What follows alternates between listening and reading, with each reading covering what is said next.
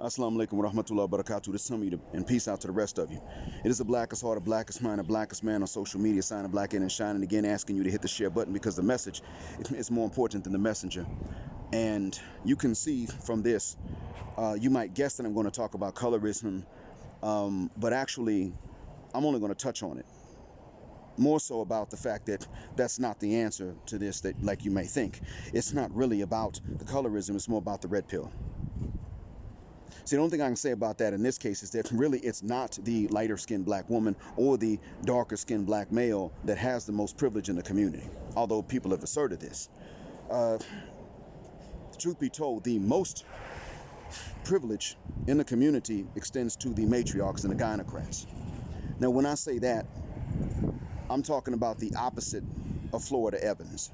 I'm talking about the opposite of Louise Jefferson. Those ladies. Because you see, the ones that are calling women like Florida Evans or Claire Huxtable pick-meshas today, they're the ones that really have the privilege. They're the primary holders of the privilege, and they can secondarily extend it to whom they please. And to whom have they chosen to extend this privilege? Easy. Let's look at the men to whom they've chosen to extend it. Fighters, fornicators, gangbangers, dope boys, and rappers. Now someone say, okay, now all of these are negatives. You could say, well, what's so negative about the rap?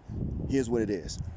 The rapper, unfortunately, the rapper has to depict the other negatives I mentioned in order for him to get this privilege extended to him. The men and the women will extend it. The men will extend with little respect they want to extend, and the women will not oppose it and eventually will join in, as long as he's rapping about the negative stereotypes that rest in the minds of our oppressors and our common enemies. There you go. If he raps about positive things and he does not put in there the fighting, the fornication, dope selling, and gang banging, he's a whack, corny rapper regardless of his lyrical talent.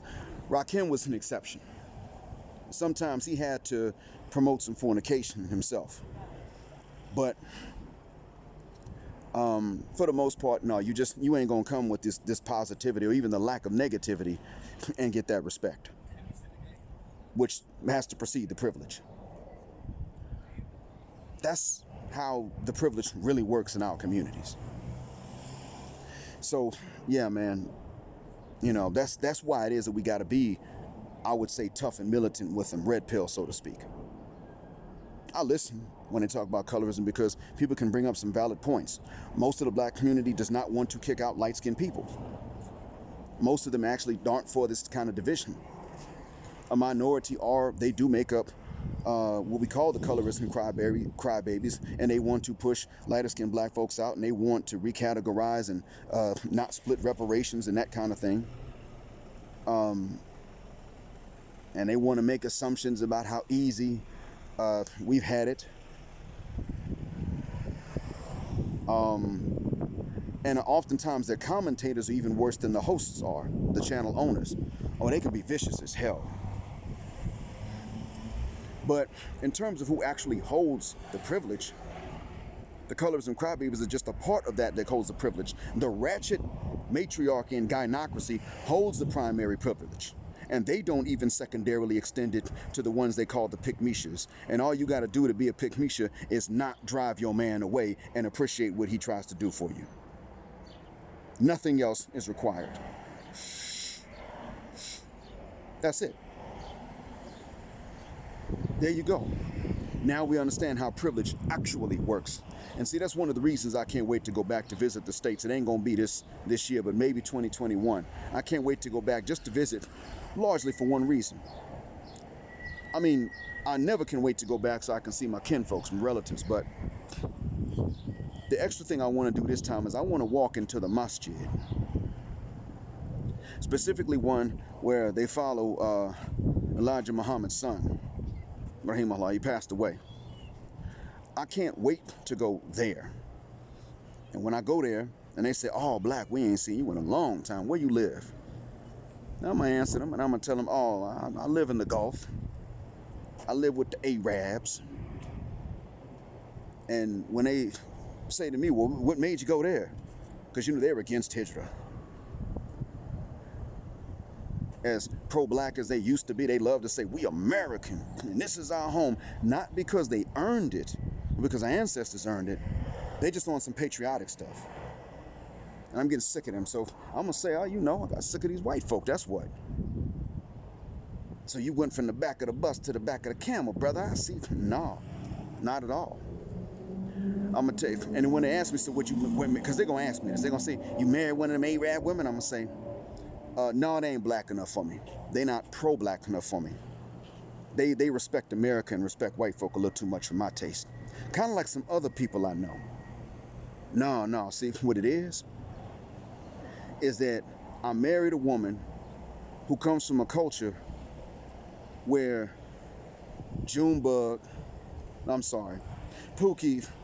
and Ray Ray, because I'm a Junebug, I'm a Shine, but Pookie and Ray Ray don't get no respect.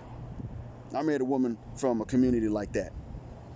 Them niggas stay single for their whole lives, or at least until they turn over a new leaf and actually succeed financially, not being that no more.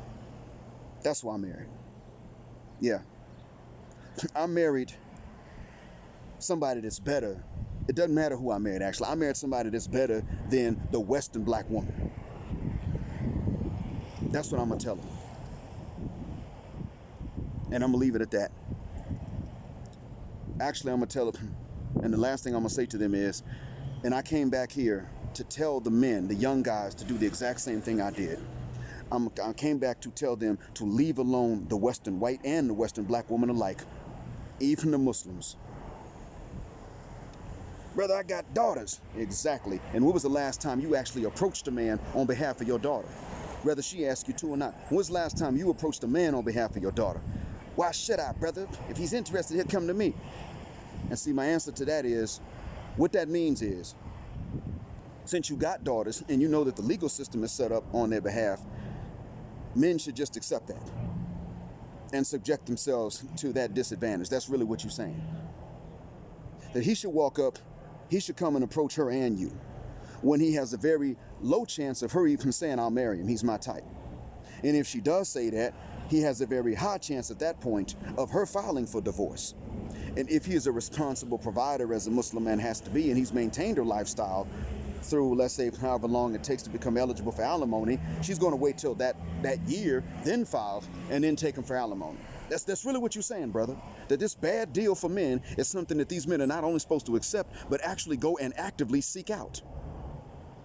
You want men to accept a deal like this, and you don't even want to offer it to them. You want them to come looking for it.